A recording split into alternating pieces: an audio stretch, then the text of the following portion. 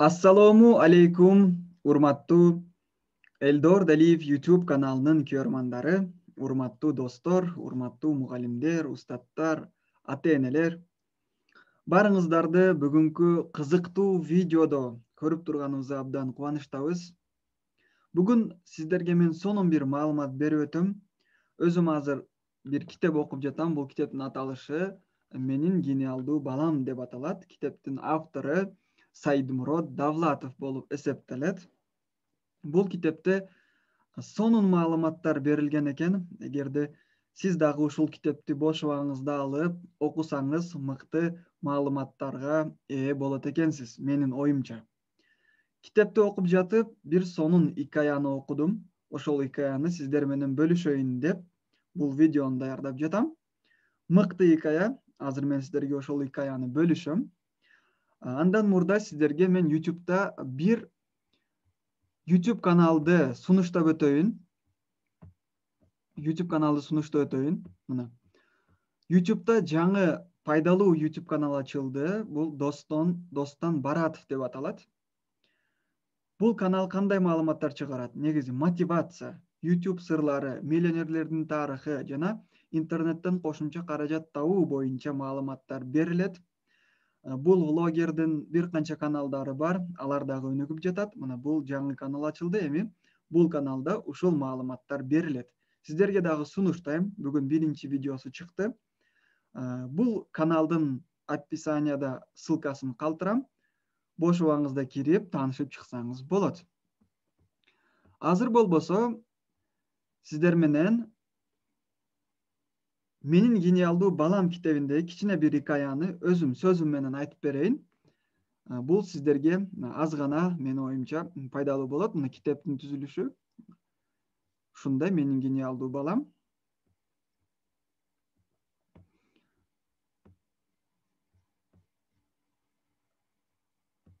Эми мен сиздерге маалымат берейин. Бул икаянын аталышы "Билимди баалоо, билимди туура пайдалануу" деп аталат. Жакшы көңүл буруңуз. Бир чоң компанияга жумушчулар керек болот. Бул компаниянын директору чоң бизнесмен болот жана ал инсанга жумушчулар керек болот. Ошондо жарыялашат, бизге жумушчулар керек. Ким жумушка кирем десе, бизге кайрылыңыздар деп маалымат чыгарышат. Бир канча адамдар бул компанияга жумушка орношууну каалашат. Андан кийин алардын ичинен 2 гана жумушчуну алар тандап алышат жана суроо жоопко чакырышат. Компаниянын негиздөөчүсү бизнесмен инсан бул 2 жумушчуну өз кабинетине чакырат жана бирден чакырып өз кабинетинде суроо берүүнү каалайт. Ошол күнү 2 жумушчу бул компанияга келет. Экөөсү тең бир жерде отурушат, күтүп. Биринчи жумушчуну бизнесмен кабинетине чакырат. Ошол учурда биринчи жумушчу өзүнүн жогору көтөрүп, бардык нерсени билгендей сезип, бизнесмендин кабинетине кирет жана эшикти жаппай коет.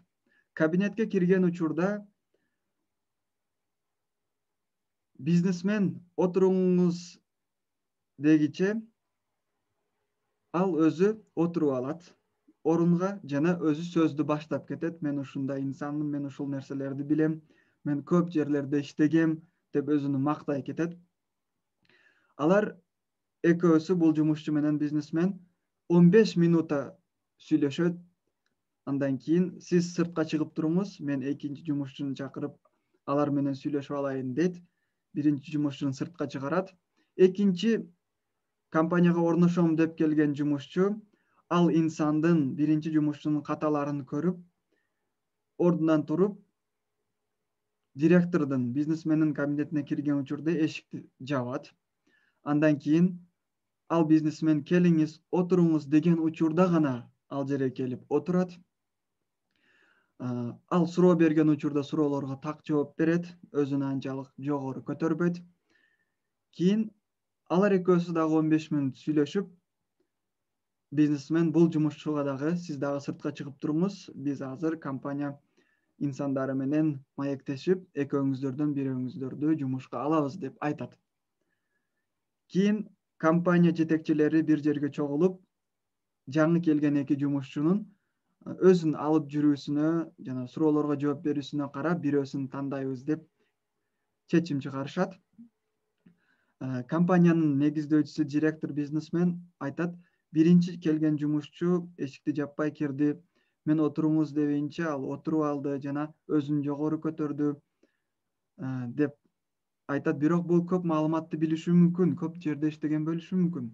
Бирок ал аз гана жөнөкөй этиканы сактабады. Ал эми экинчи жумушчу болсо, ал келип эшикти жабып, мен уруксат бергенден кийин отуруп, суроолорума так жооп берип, жаңы нерсени үйрөнүүгө аракет кылды. Демек биз экинчи жумушчуну өзүбүздүн компанияга ишке алышыбыз керек деген чечимди чыгарышат. Калган жумушчулар эмне себептен экинчини жумушка алабыз десе, себеби экинчи инсан биринчи жумушчуга карап анын каталарын көрдү, каталарын билип үйрөндү жана бул каталарды ал кайталабады. Демек экинчи инсан өнүгүүгө даяр, ал маалымат алганга даяр, ал ачылууга даяр. Ошондуктан биз экинчи жумушчуну ишке алабыз деп айтат. Бул икаядан кандай маалымат, кандай пайда алабыз десеңиздер, эми бардыгыбызда бир канча билимдерибиз бар. Демек биз ошол алган билимдерди өзүбүздүн жашоодо колдонууну билишибиз керек экен. Колдонбогон билим бул бизге пайда алып келбейт. Аз билим болсо дагы, кичи билим болсо дагы аны өзүбүздүн жашоодо туура колдонуп, адамдарга пайдасы тие турган кылып колдонсок, албетте биз жакшы натыйжаларга жете алабыз. Демек, алган билимибизди жашообузда колдонойлу жана жакшы натыйжаларга жетели. Мен бул икаяны ушул китептен окуп калдым. Абдан пайдалуу, абдан маанилүү экен. Менин гениалдуу балам деген китеп, автор Саидмурод Давлатов. Сиздер дагы окуп, өзүңүздүн балдарыңызга, окуучуларыңызга, жакындарыңызга алган билимдериңизди, бул китеп аркылуу алган билимиңизди бөлүшсөңүз болот.